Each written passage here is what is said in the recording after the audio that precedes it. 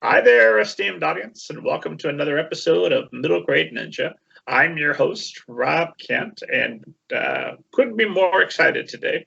We've got the gang back together. Our old friends, Dorothy Winsor and Sara Jayne Slack. Sara Jayne Slack and Dorothy Winsor. I don't know which of your names we'll put first. I don't know. Maybe we'll thumb wrestle and we'll figure out. I think we did Sarah last time, so knowing me, I'm a creature of habit. I'll probably just leave it that way. That sounds good. So here we are. We're 9 months later. This is sort of a rarity that we had spoken episode 78, Saturday, June 27th, in 2020, 3 months into the pandemic. So now, esteemed audience, you get to catch up with us 6 months later. We'll find out how we've all changed and grown and become new people. And I should mention, it is April 3rd, 2021, as we record this, so 4/3/21. What a fantastic date. So fantastic, in fact, I decided to slap that as the official publication date on Banneker Bones and the Cyborg Conspiracy. So as you're listening to us, if you're listening to us on the day, check and see if you can get your copy. If you're listening to us after the day, fantastic. Thank you for finding us. Go get your copy right now. You probably already read it. Depending on when you're listening to us. So that is available. And I was chuckling. I was listening to our previous episode, and I was telling everyone that the book was about to be available, which it was. And then there was the whole pandemic and global downturn and madness. But by God, here we are. 6 months later, for real this time, download your copy of Banneker Bones and the Cyborg Conspiracy. And while you're at it, last week, The Trickster by Dorothy Winsor launched, and we're going to talk quite a bit about that. So you, ladies, you remember that I do not do other people's biographies. I'll make a mess of them. So Dorothy, I think we started with Sarah last time. We'll start with you.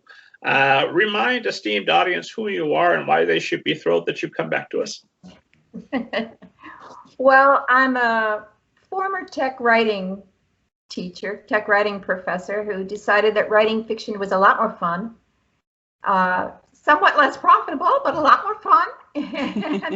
And I've never looked back. So I'm the author of, at this point, 5 young adult or middle grade novels, 3 of them with Inspired Quill, where Sara is my editor.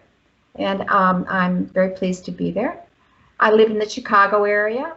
I mean, is there anything else that's relevant here? I think we've nailed it for now, although have you seen any flying saucers or ghosts in the last 6 months since we spoke previously? They seem to be avoiding Chicago. So what can I tell you? And Sarah, same question to you. Remind us who you are, and have you seen any ghosts or flying saucers in the last 6 months? Well, I've been pretty much shielding for the last 6 months, so I've not seen any ghosts or flying saucers, but then again, I've not been out and about, so there we go.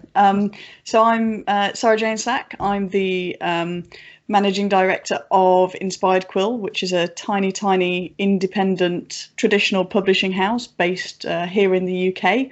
And it's quite exciting, actually, because tomorrow, 5th of April, is actually our 10-year anniversary. So lots going on for us this year.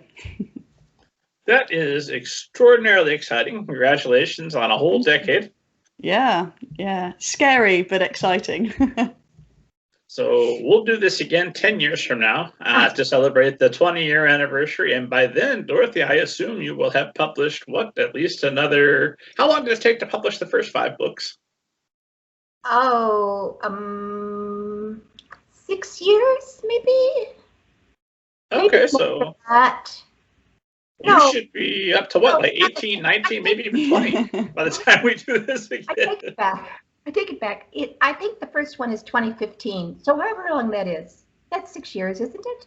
Yes. Yeah, 6 years. Okay. You know what? I'm now confident enough that you'll be at 22 books. I got 10 years from now, 22 books published. And we'll be talking about lucky number 23. Okay.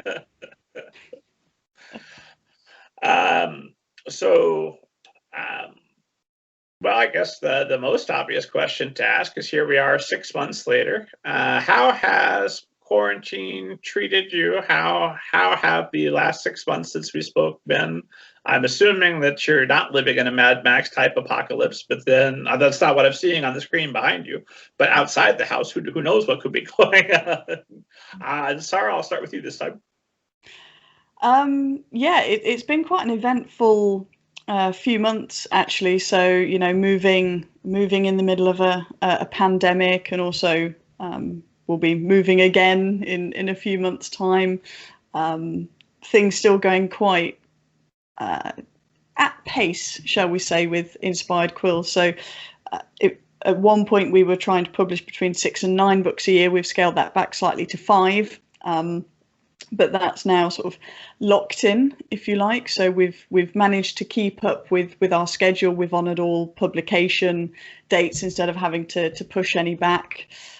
So that's been quite nice, in that we've managed to keep going in that way at a time when, of course, a lot of small businesses and especially small presses have had to fold because of the pandemic and not being able to go to events and stuff like that. So yeah, it's been quite eventful, but we're chugging on.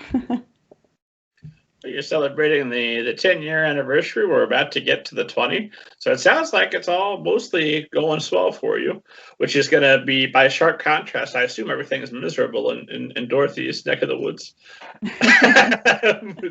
I hope not. Well, things are looking up in my neck of the woods. For one thing, I'm vaccinated. I managed to score. That's huge. The good news is I'm vaccinated. The bad news is because I fit into an age category that came out vaccinated, so that part wasn't so rosy. But I'm feeling the pandemic. I found it very, very hard to concentrate during the pandemic. I felt distracted all the time, and so you would think that because there was all this time I had when we were locked down, that I would have written like more. But no, there were long stretches where I couldn't write at all. I couldn't even read. I was just very, very distracted. And now that seems to be clearing up. Thank goodness. So I feel, I'm starting to work again, and I really, really am relieved, because, you're never sure that it's going to come back. But so I just, I'm lucky. I'm vaccinated. Everyone I know is well and doing fine. So I feel fortunate. Good. Well, now that you've got that vaccination, that's guaranteed we're going to be talking about book number 23. Really, maybe 24 or 25, just a couple extra out of gratitude.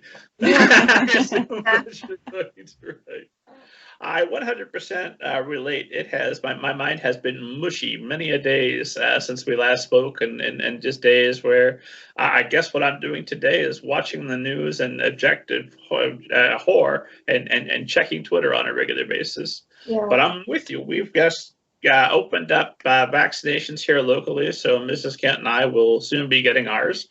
And I'm half joking, but not really.